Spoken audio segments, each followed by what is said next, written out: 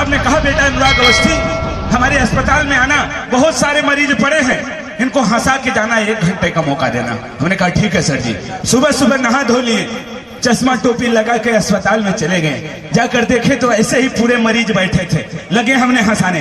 इतना हंसाए कि हंसते हंसते 3 मरीज मर गए। डॉक्टर साहब ने कहा क्या बे, तेरे को हंसाने के लिए बुलाया था कि मुआने के लिए?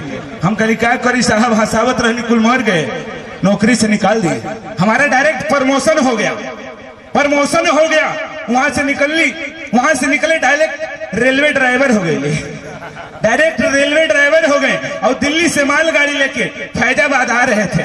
दिल्ली से मालगाड़ी उठाए फैजाबाद लेके आ रहे थे। जब बनारस टकली ना भैया, जब बनारस टाके तो पूरा ट्रेनिया खेते में कूदा दिए। सरकार पूछ रही है क्यों भैया, ऐसा क्यों किया? हमने कहा क्या करे साहब, रेल के पटरी पर एक भैंस आ गई। भैंस कहते हैं अबे बेवकूफ आदमी, उसको काट नहीं देता। हम कही साहब वह तो करत रहली, वो लगल खेते में भागे, हम दौड़ा के काटे लगल। कहता हूँ गजब बेवकूफ आदमी से भेंट हुआ यार। नौकरी से निकाल दिए। वहां से निकले फिर ताज होटल में वेटर का नौकरी पा गए। डायरेक्ट ताज होटल में वेटर का नौकरी पा गए और 2 साल लगातार वेटर का काम किया। तीसरी साल में एक अंग्रेज चला आया, आकर बैठा तो हम जाकर उससे पूछे एक्सक्यूज मी सर आपको क्या चाहिए? वो बोलता है व्हाट इज दिस, आपके होटल में क्या क्या है? हमने कहा सर जी हमारे होटल में बहुत कुछ है, आलू पूरी, मूली पूरी, गोभी पूरी वगैरह वगैरह बहुत कुछ है। 2 मिनट वो सोचा, बोलता है साल हर पूरी हमने खाया है, वगैरह वगैरह क्या चीज होता है? बोलता है गिव मी टेक प्लीज वगैरह। हम कहे ठीक है साहब, अभी हम आपको वगैरह वगैरह लेकर आते हैं। गए भैया रूम में, एक गिलास लाए, एक बड़ी सी गिलास लाए, बाथरूम में घुस गए, एक गिलास चौचक लेकर आए और नींबू नीमक मिर्चा ना के पाइप लगा के उनको दे दिया। लगा के जब सुरसुर खींचते हैं तो कहते हैं वाओ कितना टेस्टी है इंडिया का वखेरा। ए भाई 500 रुपया दिया, वो तो चले गए। ये सब कहानी हमारे मैनेजर साहब देख रहे थे। वो बोलते हैं इधर अबे क्या साहब क्या पिलाया उसको? हमने कहा साहब उसको वगैरह वगैरह पिलाया। ये क्या चीज होता रे? हमने कहा साहब दिस इज आदमी का जूस। बोलते हैं बेवकूफ, नौकरी से निकाल दिए और हमारे जगह एक लेडीज को धर ली।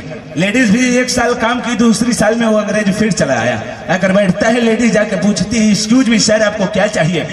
और अंग्रेज तो सिर्फ वगैरह वगैरह के बारे में जानत रहे। कहते हमको कुछ नहीं चाहिए, इंडिया का और इस होटल का सिर्फ वगैरह चाहिए। लेडीज बहुत ही घबरा गई कि साला हमने कभी नहीं देखा वगैरह वगैरह बनते हुए। जाकर मैनेजर साहब से पूछती है वगैरह वगैरह क्या चीज होता है?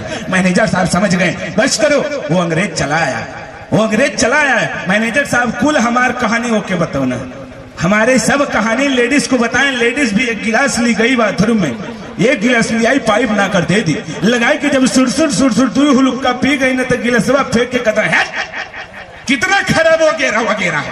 साला जब अगली बार का पिया था तो गजब टेस्टी था। लेडीज बोले साहब जो अगली बार का पिए थे ना वो नलकूप का था, जो इस बार का पी रहे हैं डायरेक्ट कुआं से खींच के पिला। तालियां हो जाए दोस्तों, धन्यवाद।